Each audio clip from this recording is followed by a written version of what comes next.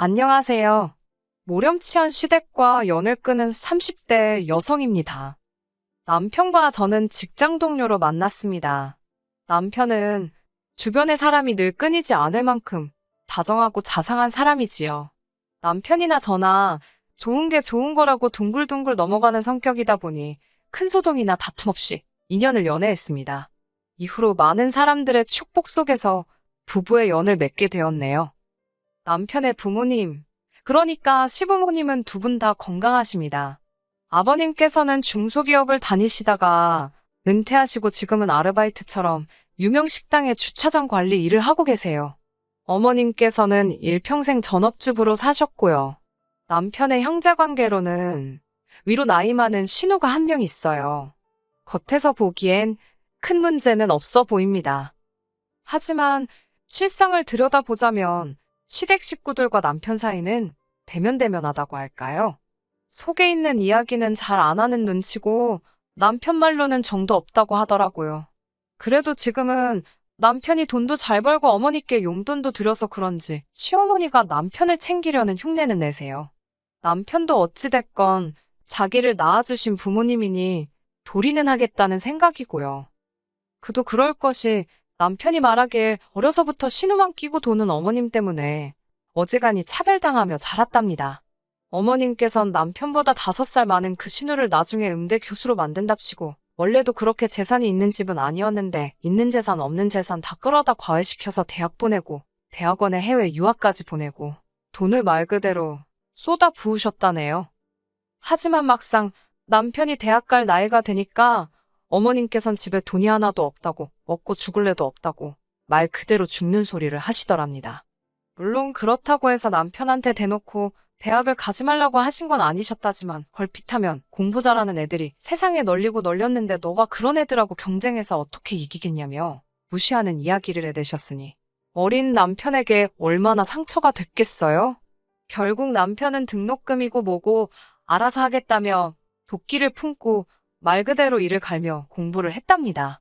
그리고는 서울에 있는 대학에 붙었대요. 하지만 산 넘어 산이라고 등록금 내야지, 생활비 마련해야 하지, 뭐하나 쉬운 일이 없더래요. 결국 군대까지 다녀오니 대학교 졸업하는데 거의 8년 걸렸다고요. 이렇게 남편이 자기 인생을 헤쳐나가는 동안 신우도 한국에 들어왔답니다. 어머님은 이제 신우 인생에 말 그대로 꽃길만 있을 줄 아셨던 모양이에요.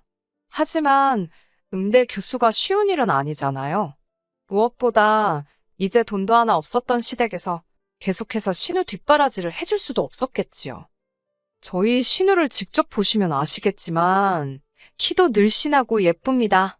남편 말로는 젊어서는 더 예뻤다고 하더라고요. 그래서 동네 선배들한테 인기도 많고 가끔 집 앞에 찾아와서 만나달라고 우는 사람도 있었답니다.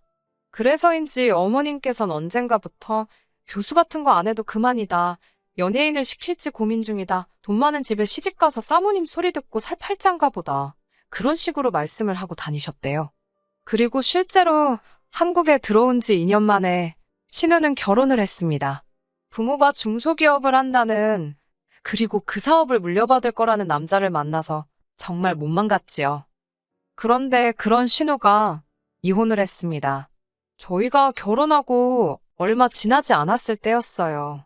정확한 이혼 사유는 모르지만 조카는 신우가 키우기로 했다는데 위자료며 양육비며 한 푼도 못 받게 된 모양이더라고요. 졸지에 갓난아기를 데리고 이혼녀가 된 신우는 갈 곳이 없었기에 결국 시댁으로 들어와서 살게 되었습니다. 솔직히 신우의 사정이 안타깝긴 했지만 신우가 어디에 가서 살든 저희가 관심을 가질 필요도 왈가왈부할 문제도 아니었지요. 하지만 부모된 입장인 시부모님께선 그런 신우가 안타까워서 죽으려고 하셨어요. 처음에 제가 인사드리러 갔을 때도 당신 딸이 얼마나 잘났고 그래서 얼마나 시집도 잘 갔는지 모른다며 한마디로 딸에 대한 자부심에 목숨을 건 양반이셨습니다. 그래서인지 신우가 쫓겨나듯 이혼을 한 걸 아시고는 말 그대로 기절초풍을 하셨네요. 하지만 그렇다고 해서 시어머니도 그렇고 시아버지도 그렇고 딱히 신우를 도와줄 만한 방법을 갖고 계시진 않았어요. 저희에게 자세히 말씀은 안 하셨지만 정황상 신우에게 이혼의 책임이 있었던 모양이더라고요. 아무튼 신우가 시부모님과 합가한 지 3개월쯤 지났을 때였습니다. 어머님 생신이라서 시댁에 모두 모이게 되었지요. 결혼하고 처음 챙겨드리는 어머님 생신이었기에 잘해드리고 싶었습니다. 솔직히 말씀드리자면 그때만 해도 착한 며느리, 좋은 며느리로 어머님 눈에 들고 싶었거든요. 저는 친정부모님과 사이가 너무 좋은데 남편은 시부모님과 그렇지 못했으니 저 속이 말이 아니겠구나 싶어서 제가 중간에서 다리가 되어주고 싶은 마음이 있었지요. 전날 미역국은 미리 끓여두었고 갈비찜하고 잡채도 데우기만 하면 되는 상황이었어요. 시댁에 도착해 생일상 준비를 하는데 신우는 어딜 갔는지 보이지 않더라고요. 그래도 본인 어머니 생신인데 금방 나타나겠지 생각하고 크게 신경 쓰지 않았어요. 조카를 안고 계시던 어머님은 제가 하는 것들이 뭔가 못마땅하신지 계속 부엌 앞을 서성이며 혀를 차셨습니다. 구체적으로라도 뭐가 잘못되었다고 확실히 지적을 해주시면 좋은데 밑도 끝도 없이 안목이 없다, 손끝이 야무지지가 못하다, 그런 식으로 이야기를 하시니 속도 상하고. 그런데 남편이 다 듣고 있었던 모양이에요. 부엌으로 들어오더니 어머님께 그러실 거면 이 음식들은 저희가 가져갈 테니 외식이나 하자며 저더러 그만 차리라고 하더라고요. 그러자 어머님께서도 시애미가 그런 소리도 못하냐며 사부치곤 다시 거실로 돌아가셨습니다. 그리고는 상차림이 끝날 때까지 남편이 옆에서 저를 도와주었지요. 어느덧 상을 다 차리고 수저를 놓고 있는데 신우가 작은 방에서 나오더라고요. 부스스한 머리에 잠옷 차림. 아무리 그래도 그렇지 남동생도 오고 올케도 오는데 저럴 수가 있나 싶어서 어이가 없더라고요. 그래도 제가 뭐라고 할 군번이 못 되잖아요. 꾹 참고 앉아서 식사하시라고 그랬지요. 신우가 케이크 정도는 준비해놓지 않았을까 생각하다 혹시 몰라서 저희가 하나 사갔는데 꼬락서니를 보아하니 사가길 잘했다 싶더라고요. 그렇게 생크림 케이크도 식탁에 올렸는데 어머님께서 네 신우는 생크림을 안 먹는답니다. 아니, 어머님 생신이지 신우 생일도 아니고. 그러자 남편이 그럼 저희가 가져가겠다며 바로 다시 상자에 집어넣더라고요. 그러자 어머님께선 아무리 그래도 초는 불어야 할 거 아니냐고 네 조카가 초 부는 거 좋아한답니다. 남편은 걔가 초 불면 케이크에 침 다 튀는데 그거 더러워서 누가 먹냐고 안 된다고 하더라고요. 그러자 어머님도 당신이 한 소리가 있어서 더는 말씀도 못하시고 너 마음대로 해라 그러시더라고요. 식사를 시작했는데 애가 얼마나 나분거리는지 어머님께서 식사를 거의 못하고 계셨습니다. 신우는 막말로 자기 엄마 생일에 자기 자식인데도 하나 신경도 안 쓰고 자기 밥 먹느라 정신 없더라고요. 보다 못한 제가 어머님께 제가 아이를 볼 테니 식사를 하시라 했습니다. 어머님도 고맙다 하시면서 애를 저에게 넘겨주셨어요. 정말이지 여기까진 아무런 문제도 없었습니다. 그런데 아무래도 제가 애를 안고 있다 보니 식사하기가 수월하지 않더라고요. 남편이 보다 안 되겠던지 3일 싸서 제 입에 넣어주었어요. 어른들도 계시고 민망해서 하지 말라고 눈치를 줬지만 남편은 개의치 않고 한 번 더 쌈을 싸서 제 입에 넣어주었습니다. 그런데 그때 신우가 갑자기 소리를 지르더라고요. 진짜 꼴사나워 죽겠다며 재수없다고요. 어른들 앞에서 저도 저희가 실수하는 거 아닌가 생각했기 때문에 신우가 무슨 말을 하는 건지 이해는 됐지만 그렇게 정색을 하며 소리를 지를 일인가 싶었지요. 전 너무 깜짝 놀랐고 아이도 금세 자지러졌습니다. 그런데 더 가관이었던 건 신우가 울더라고요. 저랑 남편이 자기에 대한 배려가 전혀 없다면서. 신우 선에서 끝났으면 그래도 제가 어떻게든 이해하려고 해봤을 겁니다. 하지만 신우가 울기 시작하자 아버님이 수저를 집어 던지듯 내려놓으시곤 진짜 밥맛 떨어진다면서 방으로 들어가 버리시질 않나. 급기야 어머님께서 너네는 정말 못돼 처먹었다면서 그렇게 행복한 티를 내야 직성이 풀리겠냐입니다. 저흰 너무 황당했지요. 결국 신우까지 애를 확 낚아채듯 데려가선 식탁을 떠났지. 어머님께선 절 보며 사람 하나 잘못 들어와서 아주 집안 꼴 잘 돌아간다고 하신다는 말씀이 불쌍한 신우는 신경도 안 쓰고 먹여주고 받아먹으면서 실실거리는 저희를 보고 계시니 속에서 찬불이 올라오신답니다. 그러면서 저희 꼴도 보기 싫다고 당장 나가라고 하시더라고요. 생일 주인공이신 분이 내쫓는데 달리 방법이 있겠어요? 남편도 얼빠진 얼굴로 신우의 뒷모습을 보다 어머님을 쳐다보더니 한숨을 내쉬곤 저더러 집에 가자고 하더라고요. 가라는데 뭐하러 버티고 있냐고요. 그렇게 현관을 나서는데 어머님께서 죄송했다 빌지는 못할 망정 지 잘났다고 나가는 꼴 좀 보라며 뒤통수에다 또 한바탕 쏟아내시더라고요. 어쩌라는 건가 싶어서 남편을 슬쩍 쳐다봤는데 남편 얼굴이 울그락불그락. 제가 위로랍시고 한마디 해봤자 별 도움도 안 되겠다 싶어서 남편 손만 꼭 잡아줬습니다. 그렇게 한 달 정도의 시간이 흘렀을까요? 사실 어머님께 몇 번이고 연락을 드려볼까 생각도 했지만 남편이 절대로 하지 말라고 하더라고요. 아니나 다를까 어머님께서 먼저 연락을 해오셨습니다. 제가 전화를 받으니 대뜸 괘씸하다면서 그러고 가놓고 연락 한 통도 안 하는 게 말이 되냐입니다.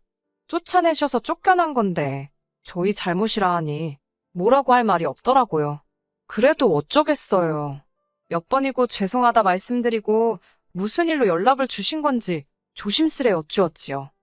그러자 어머님께선 당신이 기니 할 이야기가 있으니 남편에겐 말하지 말고 집으로 오라셨습니다. 무슨 이야기를 하려고 부르시나 싶어 불안하기도 했고 걱정도 되었지만 어떻게든 좋은 쪽으로 이끌어내서 시댁 식구들과 저희 부부 사이를 원만하게 만들 수 있으면 좋겠다고 생각하며 시댁에 가게 되었어요. 시댁에 도착하니 어머님만 계셨던 게 아니고 아버님과 신우도 있더라고요. 웃긴 게 가장 처음 든 생각이 무슨 말씀을 하실지는 몰라도 수적으로 제가 불리하겠구나. 정신 단단히 차려야겠다. 그런 거였네요. 어머님께선 단도직입적으로 말하겠다면서 신우 형편이 이렇게 되었으니 당신과 저희 부부가 신우 생활비를 좀 보태주어야겠다고 하시더군요. 황당했어요.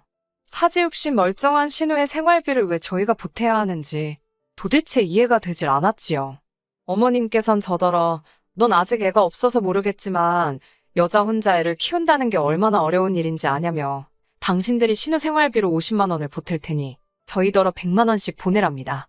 저희는 이미 자식돌이 한답시고 시부모님께 한 달에 30만 원씩 보내고 있었거든요. 물론 저희 부부의 연봉을 고려한다면 한 달에 30만 원씩 보내드리는 게 아주 힘들고 어려운 일은 아니었습니다.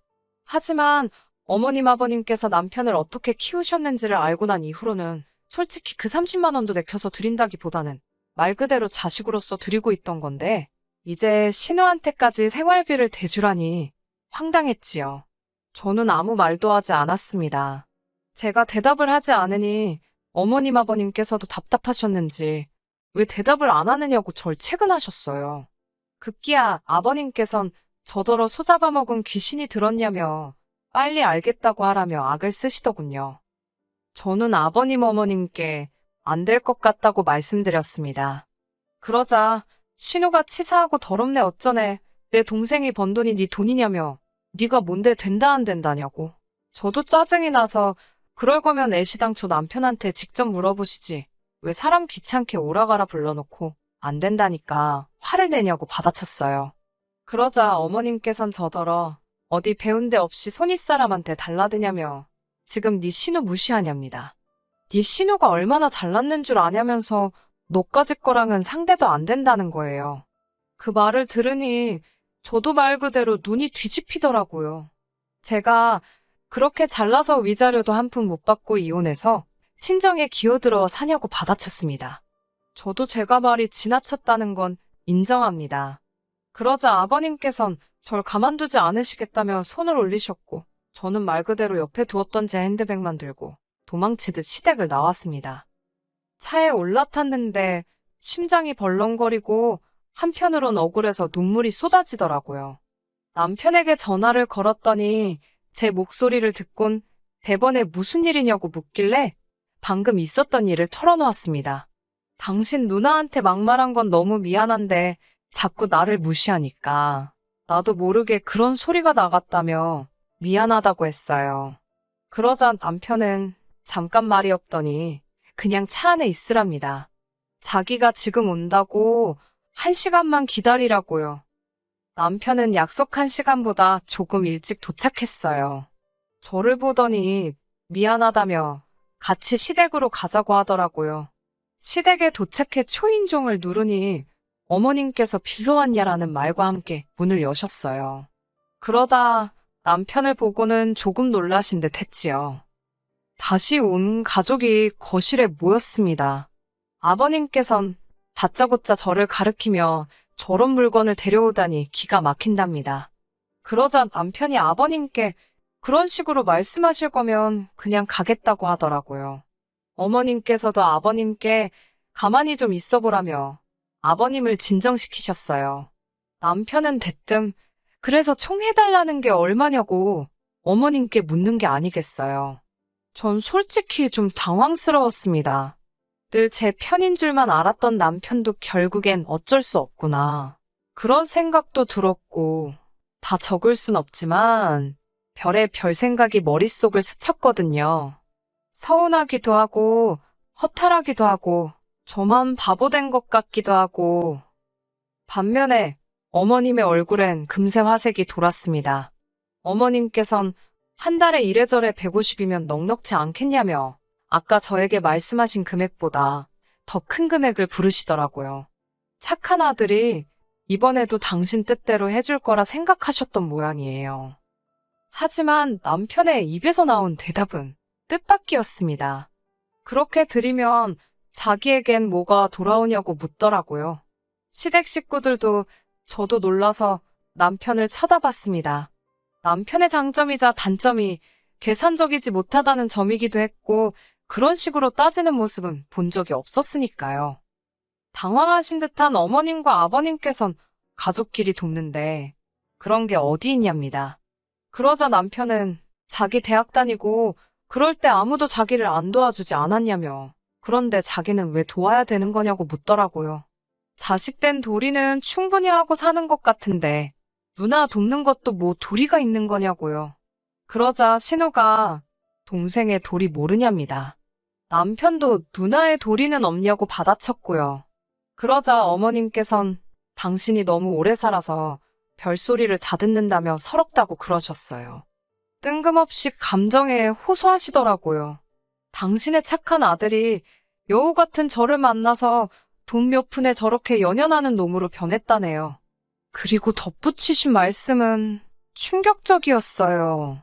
남편더러 너도 이혼하라고 그래서 우리 네 가족이 예전처럼 알콩달콩 살자고 하시더라고요.